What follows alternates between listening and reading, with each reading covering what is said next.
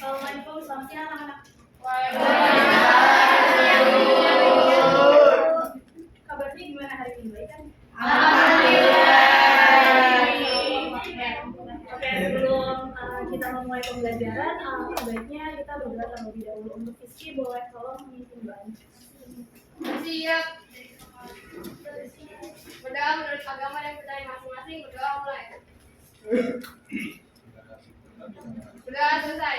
Memberi salam. Assalamualaikum warahmatullahi wabarakatuh. Baik, karena kita udah berdoa, berarti saya anggap kalian udah siap untuk belajar hari ini. Kira-kira di pertemuan kemarin ada yang masih ingat pembahasan apa yang kita lakukan? Saya Bu.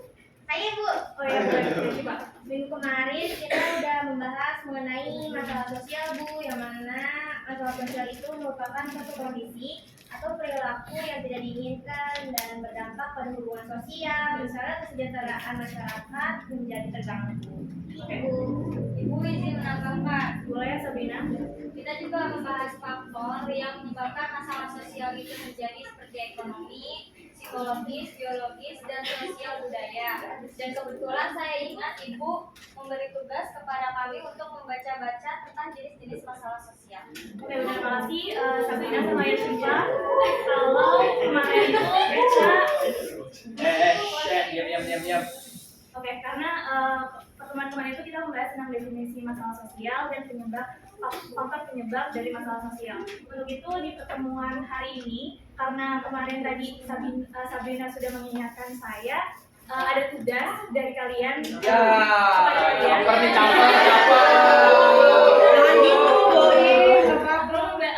Di rumah membaca jenis masalah sosial. Ini ada yang tahu jenis masalah sosial itu apa aja? Kemiskinan Bu, Oke, ada lagi? Kriminalnya Bu. Ada lagi? Oke, ada 4 jenis permasalahan sosial yang tadi benar disebutkan oleh teman-teman. Oke, pertama kita langsung aja mulai ke masalah yang sering merajalela di masyarakat, yaitu tidur. Bisa kemiskinan. Di sini kemiskinan merupakan bagian dari masalah sosial karena ketidakmampuan seseorang dalam memenuhi kebutuhan hidupnya. Ada yang tahu berapa bentuk kemiskinan itu? Berapa bentuk macam kemiskinan? Saya Bu, ada kemiskinan absolut yang mana itu punya apa ya, saya ingat dulu ya Bu. Itu punya pendapatan rendah sampai nggak bisa mencukupi kehidupannya sehari-hari seperti itu.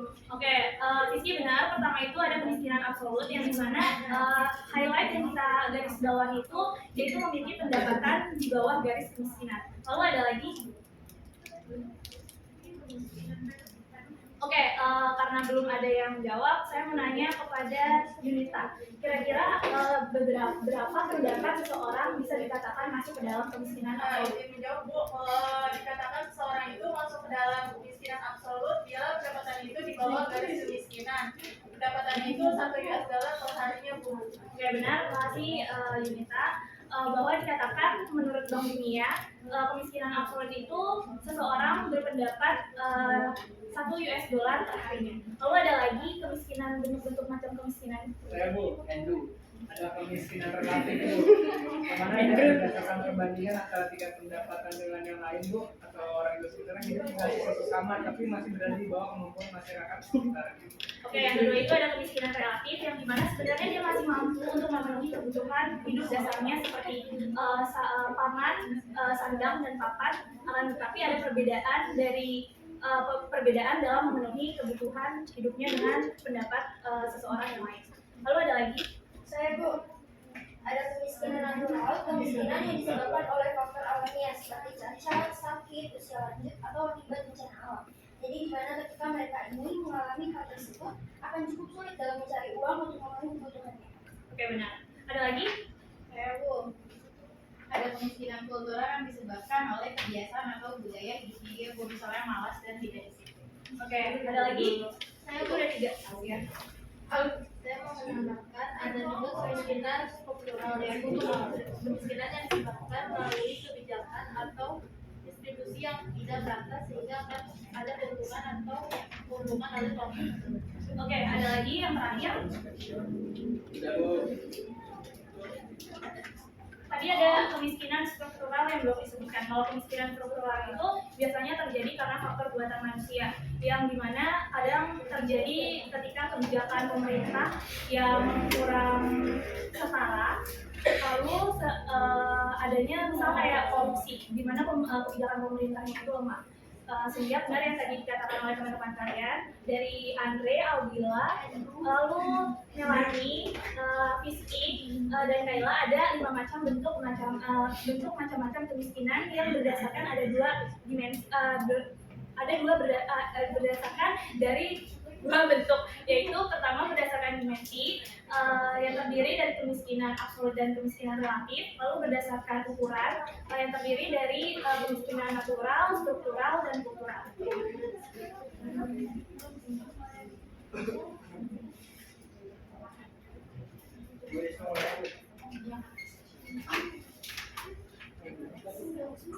Dimana faktor kemiskinan juga disebabkan oleh faktor pribadi. Misal tadi benar yang disebutkan oleh Melanie, bisa aja dia mengalami penyakit atau kecelakaan atau mengalami cacat. Lalu faktor geografis yang meliputi bencana alam, iklim, dan cuaca.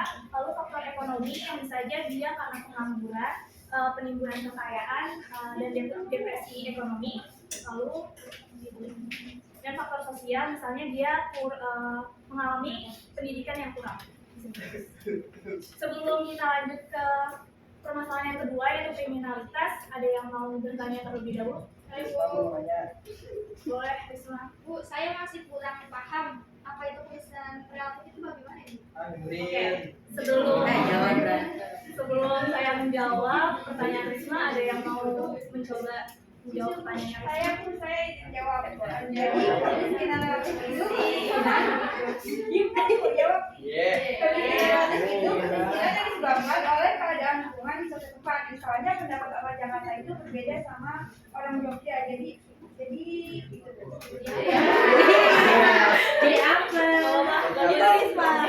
Dia mau mencoba untuk menjawab. Jadi kemiskinan relatif itu sebenarnya itu dia masih mampu nih memenuhi kebutuhan hidup dasarnya.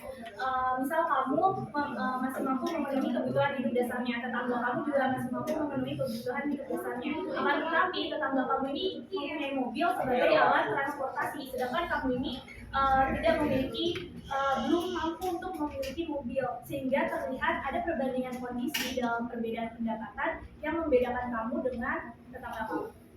Sudah bisa dapat dipahami belum, Risma? Sudah, Bu. Terima kasih, Bu. Oke. Lanjut, di sini ada permasalahan sosial yang kedua, yaitu kriminalitas. Ada yang bisa menyebutkan dari gambar pertama itu apa?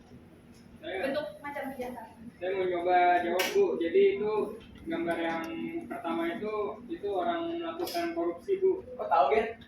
Soalnya itu masuk ke dalam kejahatan kerapu tuh yang biasanya dilakuin sama orang yang punya status yang tinggi gitu, Bu. Benar.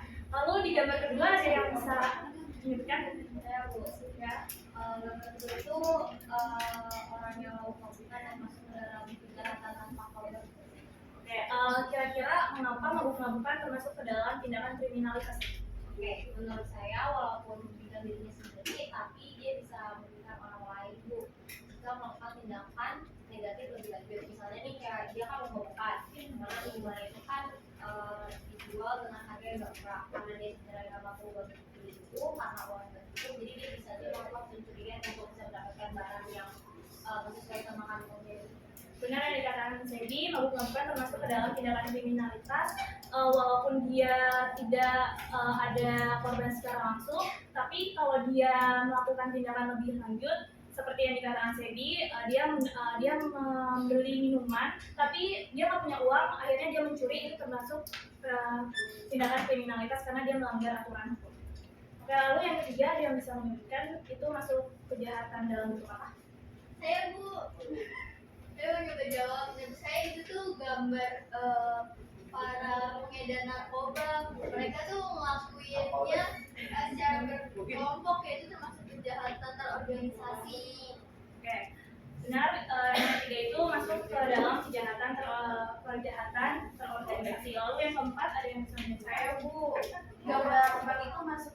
dalam kejahatan korporat Bu, karena tuh kejahatan itu dilakukan atas nama organisasi moral dan tujuannya itu untuk menaikkan keuntungan dengan menekan kemudian. Misalnya itu kayak gambar tersebut Bu, membuang limbah beracun ke sungai dan mengakibatkan keputusan dari itu menjadi korbannya.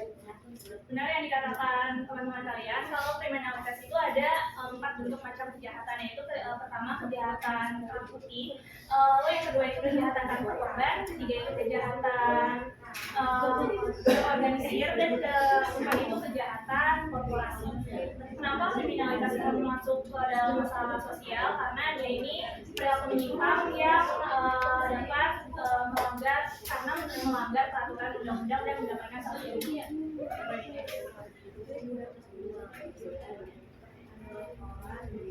Oke, selanjutnya di jenis masalah sosial yang ketiga, yaitu kesenjangan sosial ekonomi. Kesenjangan sosial ekonomi itu ada dua bentuk macam, yaitu kira-kira ada yang bisa menjawab? Saya Bu. Ya, boleh. Oke, jadi kesenjangan tadi ada dua ya. Jadi ada kesenjangan klasik yang terdiri dari perbedaan status kelas dan kesenjangan baru yang kompleksitasnya itu secara global. Misal pola konsumsi dan gaya hidup. Oke, benar yang dikatakan oleh Boim, kesenjangan sosial ekonomi itu dikatakan sebagai masalah sosial karena dia ini itu adanya perbedaan yang sangat terlihat, ketidakseimbangan di lingkungan masyarakat yang tidak proporsional.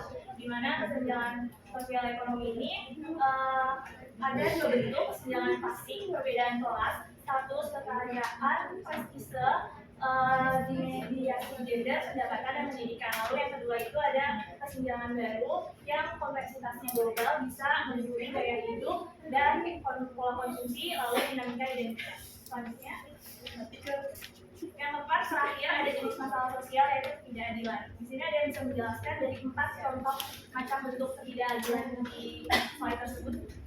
Ayo, Boleh? Hukuman yang pertama ada stereotip sama dominasi. Kalau stereotip itu memberikan sifat tertentu secara subjektif kepada orang lain. Misal, saya sering dengar kalau Daniel itu pelit. Dominasi, di mana melakukan atau menguasai hubungan sosial sehingga membuat yang terdominasi itu merasa ketergantungan. Misalnya kayak Belanda menjajah Indonesia dengan mengeksploitasi ideologi, kebudayaan, lalu agama untuk tujuannya. Buat dua lagi saya nggak tahu Bu, dua lagi belum bisa terjawab ya.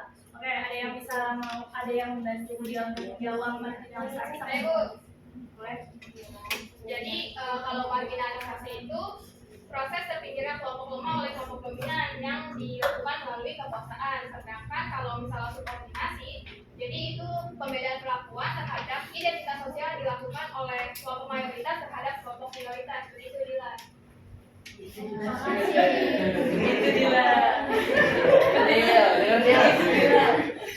Sudah terjawab ya Dila? Oke. Kira-kira buat contoh marginalisasi sama subordinasi ada yang sudah paham? Saya Bu, Ya. kalau yang tadi berdasarkan penjelasan sama Geski ya, kalau contoh marginalisasi itu misal kayak profesi petani, ya di mana profesi petani itu kan udah kayak terpinggirkan karena kan lahan semakin berkurang, terus juga kan lahan-lahannya banyak diubah di pabrik dan lain-lain, sehingga mereka itu profesinya itu sebagai petani itu terpinggirkan. Nah terus kalau subordinasi itu kalau nggak salah kayak apa ya, adanya suatu penilaian atau anggapan yang berbeda gitu. Kayak misalkan ada nih perempuan yang dimana mereka itu jadi pemimpin, sedangkan laki-laki jadi pemimpin. Nah itu orang laki-laki kan itu kan adalah apa tadi identitas sosial ya. Nah yang dimana laki-laki itu mayoritasnya jadi pemimpin. Nah mungkin kalau misalkan wanita yang jadi pemimpin itu mungkin dianggap gak amanah lah, terus juga kurang kompeten dan lain-lain. Oke, makasih dia. Jadi ketidakadilan itu termasuk masalah sosial karena contohnya tadi yang sudah dikatakan oleh teman-teman kalian itu ada stereotip, yang mana ada ini ada perbedaan pandangan sifat secara subjektif, lalu dominasi, adanya eksploitasi yang dilakukan oleh kelompok dominan terhadap kelompok lemah, lalu marginalisasi di mana ada proses peminggiran kelompok dominan terhadap kelompok lemah, dan subordinasi yang dimana adanya perlakuan perbedaan yang biasanya identik dengan gender. Oke, sebelum kita melihat video berikut ini, ada pertanyaan? Kira-kira tidak ada ya? Yaudah, jadinya saya akan menugaskan saya untuk mendiskusikan bersama kelompok menjadi 4. Oleh sebab itu, kita simak videonya berikut, di mana kalian nanti akan tolong jelaskan bentuk masalah sosial apa, faktor penyebabnya, dan solusi untuk mengatasi masalah tersebut.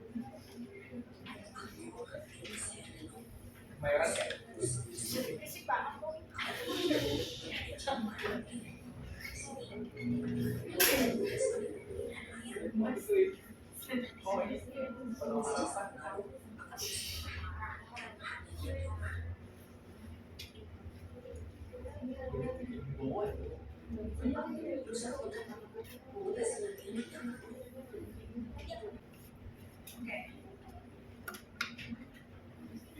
Kalian bisa diskusi dengan kelompok kalian. Saya kasih waktu 1 menit.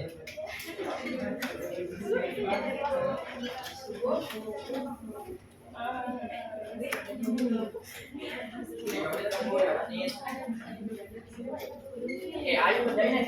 Berapa mulu, Bu? Kerjain aja lu mau lu kerjain. Gue nggak ada kontribusi ini. Lu emang ada. Bu kira aja, Bu. Gara-gara jidat tuh. Tadi kira lu jadi Ayo dong. Oke, kalau sudah habis, berisik banget ibu-ibu.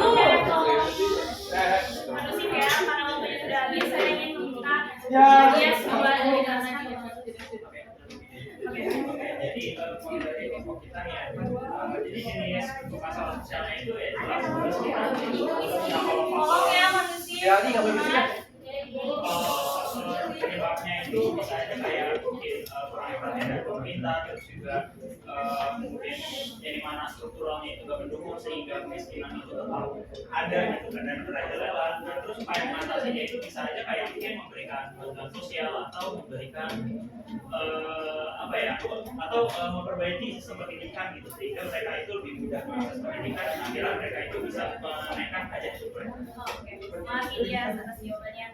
Untuk Rizky bisa menjawab. Oke Bu, kalau menurut pengamatan kelompok kami, jadi bentuk masalah sosial itu sama seperti dia, yaitu kemiskinan struktural.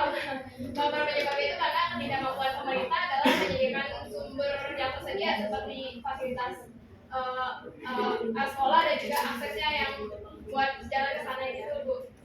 Nah, terus solusinya itu dengan memberikan maupun menyediakan sekolah, terus juga diberikan akses untuk mencapai ke sekolah, misal kayak seperti di Jakarta kan ada di sekolah yang membantu para siswa untuk pergi ke sekolah seperti itu. Untuk kelompok 3, kelompok 4 jawabannya sama seperti dia sama Rizky tidak? Oke, jadi saya ingin juga menyimpulkan kalau di video ini itu jelas banget kalau permasalahan sosialnya itu kemiskinan, ya, dimana faktor penyebabnya itu tadi juga disebutkan si basic itu putus sekolah karena akibat pandemi COVID-19 dan juga ayahnya yang tidak mempunyai pekerjaan tetap dan sering pengangguran. Lalu solusi untuk mengatasi masalah tersebut juga bisa diberikan bantuan dana sosial, program Indonesia Pintar, lalu pemberdayaan UMKM yang dimana ibunya itu juga menjual tempe dan tahu. Sekian dari materi dari saya yang telah saya sampaikan.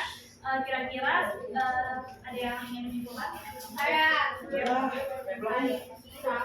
Hari ini saya belajar tentang kemiskinan, kriminalitas, ketidakadilan, sama kesenjangan. Jadi kemiskinan itu adalah ketidaksamputan seorang individu atau kelompok untuk memenuhi kebutuhannya. Nah, kemiskinan itu ada yang absolut, relatif, struktural, kultural, natural. Nah, kalau kriminalitas itu penyimpangan yang melanggar hukum. Jadi ada without victim, ada white collar, ada blue collar, ada organized, ada corporate. Terus kalau ketidakadilan itu adalah pelanggaran hak seorang atau kelompok. Misalnya stereotip, marginalisasi, subordinasi, dominasi. Terus kalau kesenjangan itu biasanya ketimpangan yang terjadi dari segi ekonomi atau pembangunan. Nah, biasanya ada yang klasik dan yang baru. Kalau klasik itu misalkan perbedaan kelas, kalau yang baru itu tentang gaya hidup gitu Bu. Oke, benar yang dikatakan Atika. Kalau kita pertemuan kali ini kita membahas tentang jenis-jenis masalah sosial, faktor penyebab, dan cara solusi untuk mengatasi masalah tersebut. Yang dimana solusi untuk mengatasi masalah tersebut itu bisa dengan dua cara, preventif dan refleksif. Untuk itu, karena waktunya sudah habis, saya menugaskan kepada kalian pertemuan minggu depan, tolong dibaca ya tentang materi kesetaraan dalam perbedaan sosial. Sebelum menunggu kelas, mungkin tolong pertemuan minggu aja. Bersiap, beragam dan agama dan percaya